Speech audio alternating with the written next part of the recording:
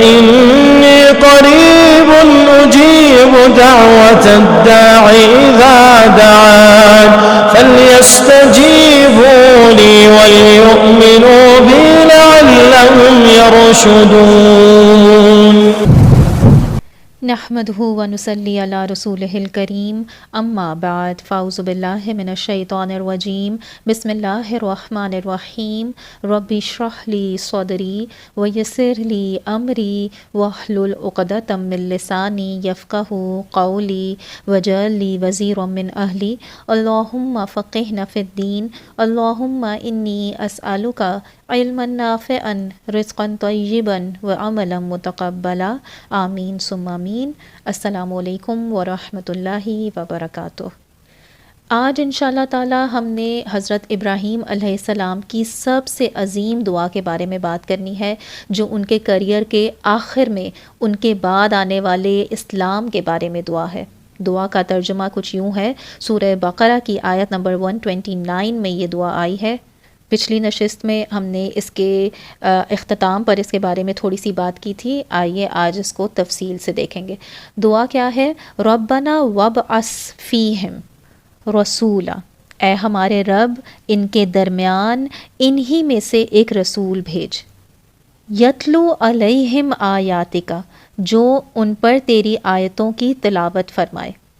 یعنی ایک رسول انہی کے درمیان میں سے اٹھے اور وہ ان پر آپ کی آیات ان کو تلاوت کر کے دکھائے، ان کے اوپر پڑھے اور ان کو کتاب سکھائے. وَيُعَلِّمُهُمُ الْكِتَابَ، اور انہیں تیری کتاب کا پختہ علم دے، وَالْحِکْمَةَ، اور حکمت سکھائے، وَيُزَكِّيهِمْ، اور انہیں خوب پاک کر دے. اِنَّكَ أَنْتَ الْعَزِيزُ الْحَكِيمُ، بے شک تو ہی غالب حکمت والا ہے، بے شک تو ہی تمام عزت رکھنے والا ہے. عزت کے معنی عربی میں اتھارٹی کے ہوتے ہیں، اقتدار کے بھی ہوتے ہیں. آپ ہی تمام عزت والے اور تمام حکمت والے ہیں. یہاں پر اب آپ کو یہ بات سمجھنے کی ضرورت ہے کہ حضرت ابراہیم علیہ السلام کے جو بیٹے ہیں وہ دونوں ہی نبی ہیں. یعنی بڑے بیٹے اسماعیل علیہ السلام بھی نبی ہیں اور چھوٹے بیٹے اسحاق علیہ السلام وہ بھی نبی ہیں.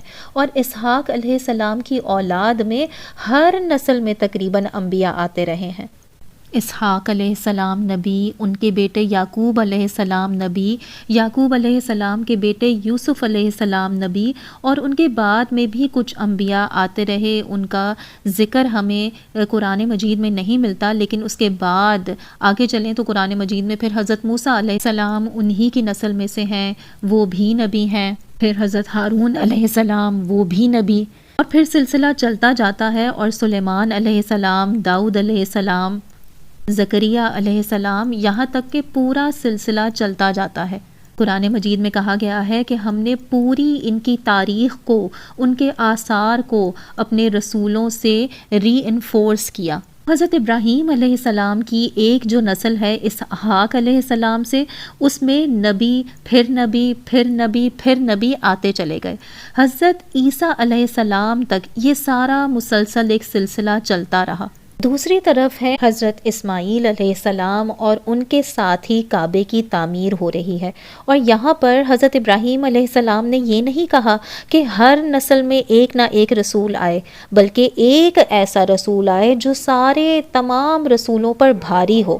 اور اس رسول کے بارے میں جو انہوں نے دعا کی ہے اس کی 4 خصوصیات ہیں.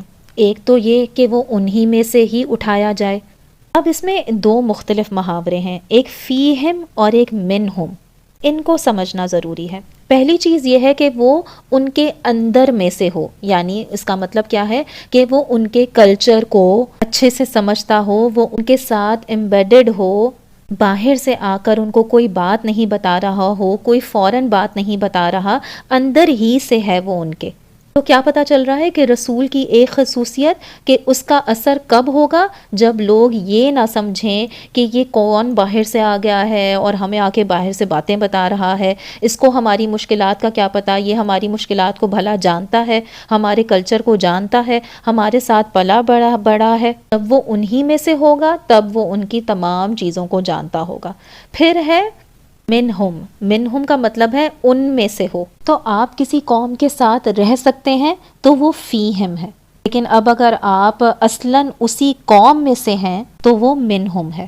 من سے کیا بات سامنے آ گئی کہ کوئی اور نبی نہ لا کر دیں، انہی میں سے ہو. جیسے میں مثال دوں تو فرعون اور اس کی قوم، ان پر جو رسول بھیجے گئے ہیں وہ موسیٰ علیہ السلام ہیں، لیکن موسیٰ علیہ السلام ان میں ہیں، فیہم، لیکن ان میں سے نہیں ہیں.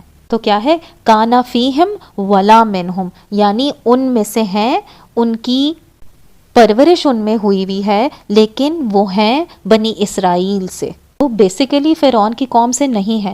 تو یہ دونوں چیزیں سامنے رکھتے ہوئے ابراہیم علیہ السلام نے کہا ہے کہ نہ صرف یہ کہ وہ نسلاً ان میں سے ہو، بلکہ کلچرلی بھی ان میں سے ہو، ان میں امبیڈڈ ہو.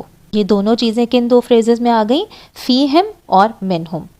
پھر آگے اللہ سبحانہ تعالیٰ نے اس رسول کے بارے میں جس کا جواب ہمارے نبی ہیں صلی اللہ علیہ وسلم، پہلی بات یہ کی ہے یتلو علیہم آیاتک، کہ وہ ان پر آپ کی آیات پڑھ کر سنائے. تو آپ دیکھیں کہ پڑھنے کا ذکر اور اللہ سبحانہ تعالیٰ کی آیات کا ذکر یہاں پر آ گیا. ابراہیم علیہ السلام سمجھتے ہیں کہ اللہ سبحانہ تعالیٰ کی آیات وہ ایسی چیز ہیں جو اس امت کو مسلمان رکھیں گی، اور ہمارے نبی نے جو آ کر قرآن پڑھا ہے 23 سال، وہ اس دعا کی قبولیت ہے. کانا یتلو علیہم آیات اللہ. تو ہم اس چیز کی کنٹینویشن ہیں، ہم اب بنے ہیں اس کے ایمبیسیڈر، ہم اب بنے ہیں اس کی جو تراث ہے. تو اس میں اگر ہم آیات نہیں پڑھ رہے تو ہم اس کا حق ادا نہیں کر رہے. ہم نے اپنی اولاد پر اب وہ آیات پڑھنی ہیں، رسول تو آنے نہیں ہے. پیچھے کیا رہ جائے گا؟ یہ لیگیسی رہ جائے گی. وہ کیا ہے؟ یتلو علیہم آیاتک. اور آیات نا بڑا عجیب لفظ ہے قرآن کا، اس پر انشاءاللہ تعالیٰ کبھی موقع ملا تو ایک پورا سیشن کریں گے کہ آیت کا مطلب کیا ہوتا ہے اور آیت کا فلسفہ کیا ہے قرآن کے اندر. لیکن ابھی میں اس کے متعلق بس اتنی سی بات بتا دوں کہ آیت کے معنوں میں سے ایک معنی معجزہ بھی ہے، اور اس کے اور بھی بہت سے معنی ہیں. اس کا ایک معنی علامت ہے، نشانی ہے، یعنی وہ جب بھی آپ لوگوں پر آپ کی آیات پڑھے گا تو وہ نشانی ان کو اللہ تعالیٰ کی طرف واپس لے جائے گی. جیسے روڈ پر کوئی نشان ہوتا ہے نا، کہ جیسے ہاسپٹل کا ایگزٹ یہ ہے، ہوٹل کا ایگزٹ یہاں ہے، فلانی روڈ یہ ہے. تو نشان سے آپ جان لیتے ہیں کہ ڈیسٹینیشن کیا ہے، آپ کی منزل کیا ہے، نشان سے سمجھ آ جاتا ہے. تو اس طرح علامت جو ہے وہ آپ کو کنیکٹ کرتی ہے آپ کی ڈیسٹینیشن سے. ان آیات کی جو اصل ڈیسٹینیشن ہے، جو اس کا مقصد ہے، جو اس کی منتہا ہے، وہ کیا ہے؟ وہ ہمارا رب ہے. یتلو علیہم آیاتک وَيُعَلِّمُهُمُ الْكِتَابَ، اور وہ ان کو کتاب سکھائے. اب یہ نیا لفظ استعمال ہو رہا ہے. آیات کے بارے میں کہا تھا کہ وہ پڑھے، یعنی پڑھ کے بتائے، اور کتاب کے بارے میں کہا ہے کہ وہ سکھائیں گے. اب کسی کو پڑھ کر کوئی چیز سنا دینا اور کسی کو سکھانا، یہ دو الگ الگ چیزیں ہیں. اچھا، ایک چیز ہوتی ہے انریچمنٹ میٹیریل. وہ کیا ہوتا ہے کہ آپ کسی چیز سے تھوڑا سا بھی ایکسپوز ہو جاؤ تو اس کا آپ پہ اثر پڑ جاتا ہے، اس کا ایک ایفیکٹ ہوتا ہے. جیسے آپ سمجھیں کہ میں کہیں سے گزر رہی ہوں اور کوئی شخص مائک پر کچھ بول رہا ہے، کوئی بات کر رہا ہے، تو میں نے پوری بات سنی بھی نہیں ہے، میں چلتے چلتے تھوڑی سی بات سنی ہے میں نے، اور میں چلتے چلتے تھوڑی سی بات سن رہی ہوں اس کی، لیکن جو تھوڑی سی بھی سنی اس کا مجھ پر اثر پڑا. ہو سکتا ہے اس تھوڑی بھی سنی ہوئی بات کو کوئی ان میں سے ہی کوئی بات میرے دل کو کھٹک گئی ہو، رائٹ؟ یا آپ کسی سے کوئی ایک ایسی عام نارمل بات کر رہے ہوں اور اس نے کسی کا ایک ایسی بات کا ذکر کیا ہو جو آپ کے دل تک کھپ گئی ہو، آپ اس کی وجہ سے سوچنے لگے ہوں، اس کی وجہ سے آپ نے مزید ریسرچ کی ہو، کتابیں پڑھنی شروع کر دی ہوں.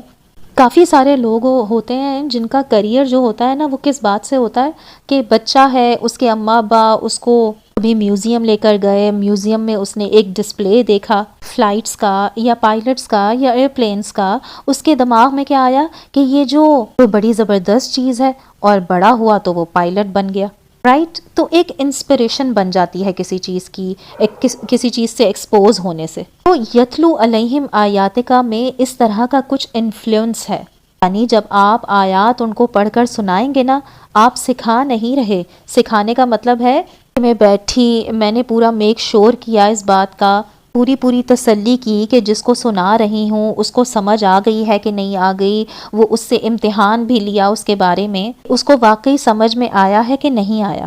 یہ انٹریکشن جو ہوتا ہے نا، یہ ایک ٹیچر اور اسٹوڈنٹ کا ہوتا ہے۔ لیکن کسی کو پڑھ کر سنانا نا، یہ تو ایک براڈ کاسٹ کی طرح ہے نا، کہ کوئی سن رہا ہے کوئی نہیں سن رہا، کسی کا دھیان ہے اور کسی کا نہیں ہے۔ اللہ سبحانہ تعالیٰ نے اس میں اشارہ کیا ہے کہ وہ نبی سناتا رہے گا آیات، ایکسپوز کرتا رہے گا اپنی آڈینس کو ان آیات سے، اور اس کا مختلف لوگوں پہ تھوڑی سی بات سن کے بھی اثر ہو جائے گا۔ اسی لیے آپ دیکھیں کہ قرآن میں ہے کہ جب کچھ اہل کتاب نبی کے پاس آئے قرآن سننے، تھوڑی سی آیات سنی، مکے والے تو 10 سال سے سن رہے ہیں نا، انہوں نے تھوڑی سی آیات سنی۔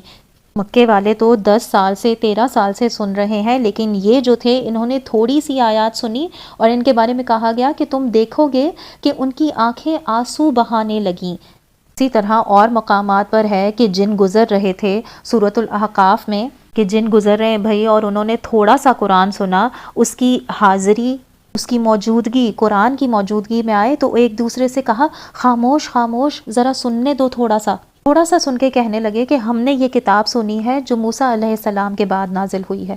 یعنی ایک اثر قرآن کا کیا ہے کہ یہ براڈ کاسٹ ہو، یہ اسیمینیٹ ہو، اس کی بات جگہ جگہ کی جائے۔ اسی لیے رسول اللہ صلی اللہ علیہ وسلم آخر میں کہہ رہے ہیں خطبے میں، بلغوا انی ولو آیا، میرے بہاف پر میری طرف سے پھیلاؤ، ایک آیت بھی ہو، کچھ سنا دو کسی کو، تمہیں نہیں پتا کہ اس کا کسی پر کیا اثر ہونے والا ہے، اس کا اثر کچھ بھی ہو سکتا ہے۔ اور وہ جو سننے والے ہیں وہ کوئی طالب علم نہیں بیٹھے ہوئے، اسٹوڈنٹس نہیں ہیں، سیریس نہیں بیٹھے ہوئے، ہو سکتا ہے کہ وہ کسی اور چیز میں مشغول ہوں، بس ان کو سننے میں آ گئی تھوڑی سی بات اور وہ مسلمان ہو گئے۔ آپ دیکھیں کہ کئی واقعات ہیں سیرت کے اندر کہ لوگوں نے نا تھوڑا سا بھی قرآن سنا اور وہ مسلمان ہو گئے۔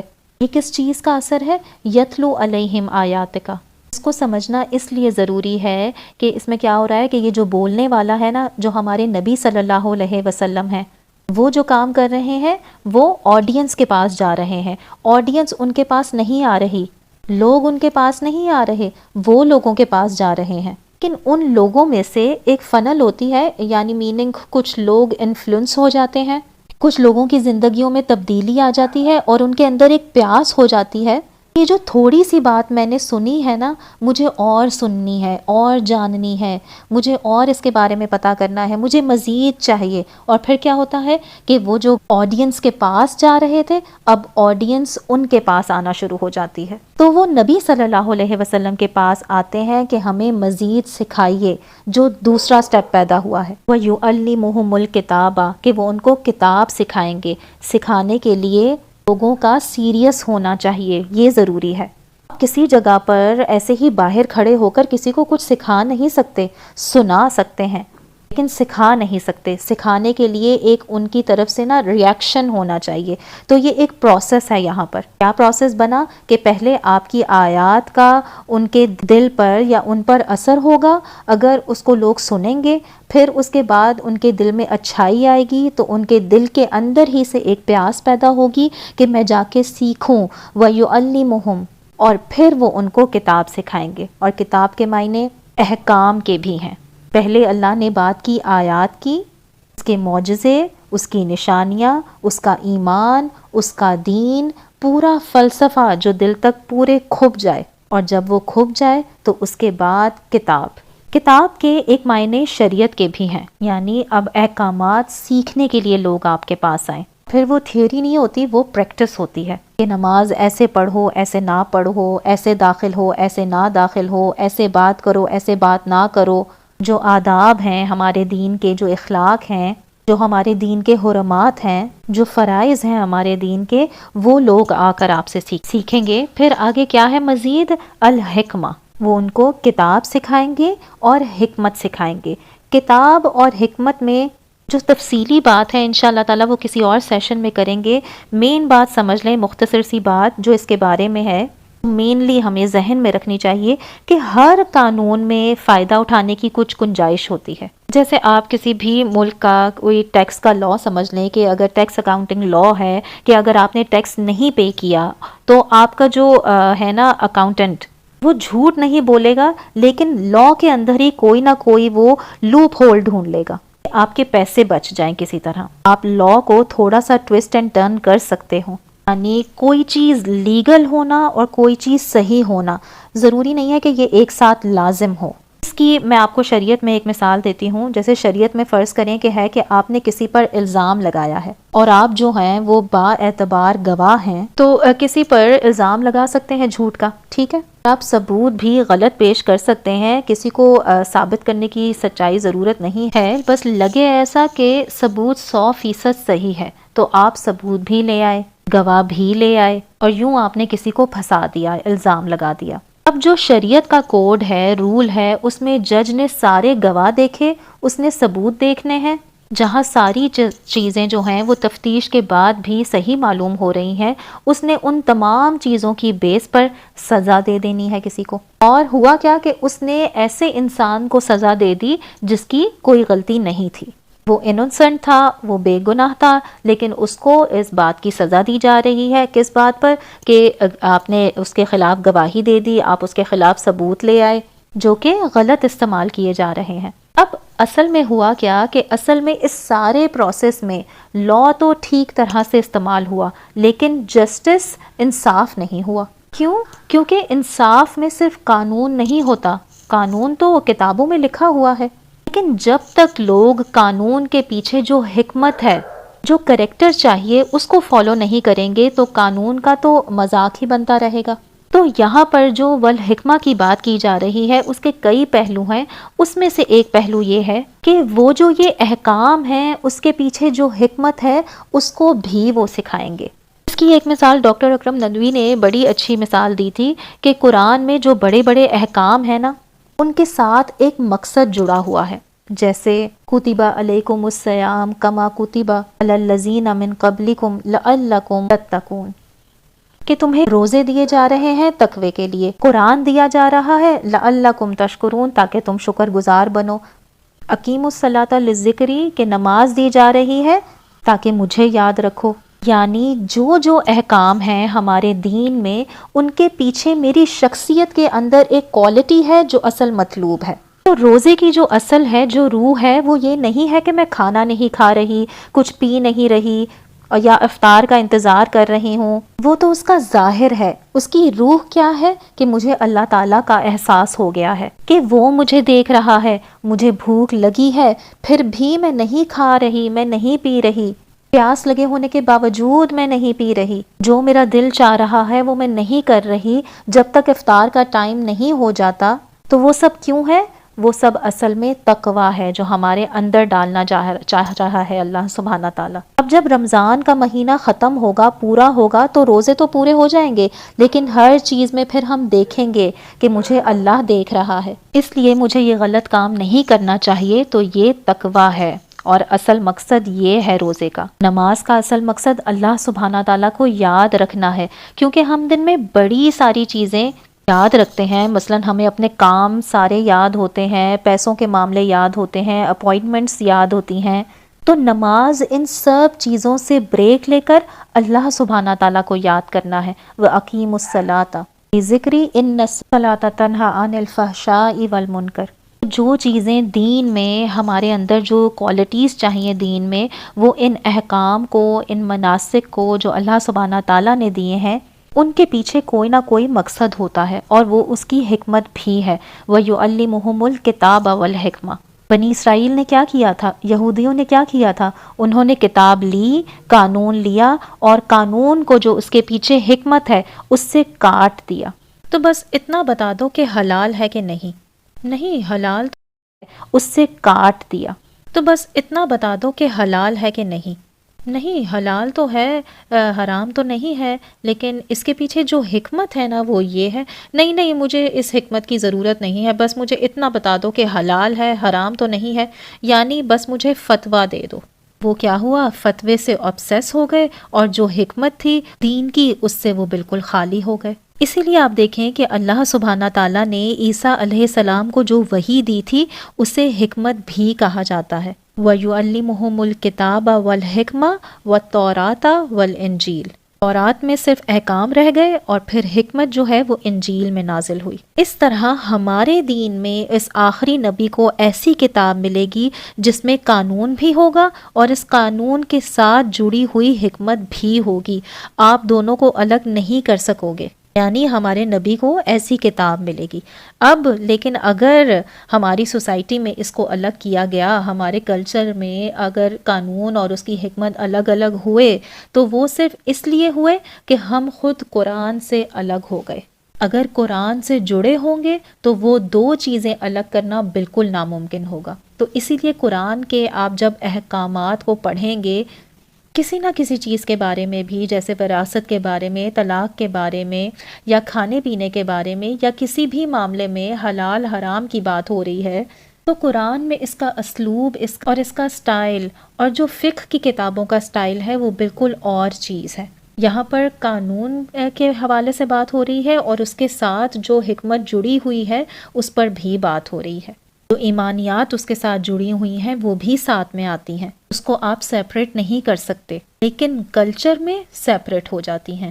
وَيُعَلِّمُهُمُ الْكِتَابَ وَالْحِکْمَةَ، اور پھر آخر میں حضرت ابراہیم علیہ السلام نے کہا وَيُزَكِّيهِمْ، اور وہ ان کو پاک کرے۔ پاک کرنے سے بات تو یہاں پر گہری ہو رہی ہے، لیکن دو چیزیں سمجھ لیں کم از کم اس سیشن میں۔